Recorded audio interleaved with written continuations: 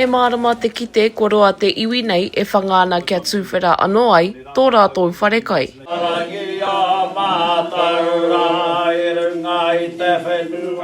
Ki te mātou te pīrau, i rungi i te whare nei, so ka aro mā te ai kimi e huarahi kia tuatahi, whakapai, tuarua, whakatū he me hau.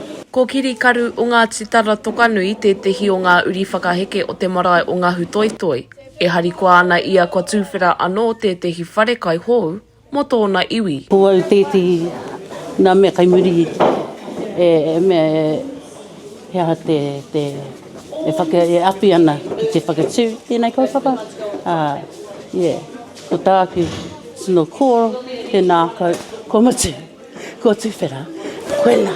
Ka nohoa te kōti i Mataora,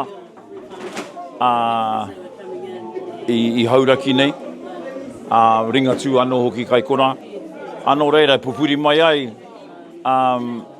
tēnei iwi a Tara Tokanui i te whakapono nei te Hāhi Ringatū. Ko te kahautu Maxwell te tehi o ngā tohunga o te Hāhi Ringatū, ka taki i ngā karakia kia tūwhera ai te wharekai nei i te ata hāpara. Ka kua au ki te iwi nei, kia Tara Tokanui. I te mea maharau ki te whare tawhito, ana kua tū tēnei whare hau a tāhua, hei kia pai ai tā rā te manaaki. I was actually overwhelmed for all the whānau that have come in to make the appearance and everything else, make it look so beautiful. All the mahi that's gone down in the last month, day in and day out. Koenei te wharekai o te Puna o Te Aroha te tuatoru, i te tau 2022, i whakamoia te wharekai o te Puna o Te Aroha te tuarua, i tēnei ata, kua whakatūwhera te wharekai nei. So of course the mahi starts from the back, and a lot of our rangatahi are already there, they're already doing it, and then stepping up from there and working their way into the body there. Awa nā tēnei mahi tēnei rā, ana kua kite te rangatahi, ana ka kite te rangatahi, ana ka heipu mai e kaupapa pēnei, ana ko te rangatahi ka kite i tēnei rā. Me tai mai koe i tēnei ata ka kite i tēnei rā. Tēnā pēr ka whakaaro ai mo te take, he ahi pērā ai, mātou, te whakatū te tehi mea anō.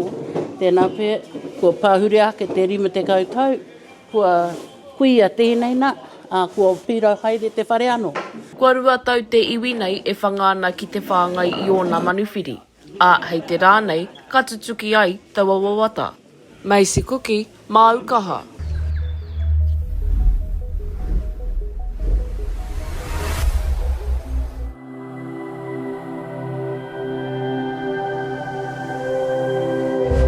Ko te reo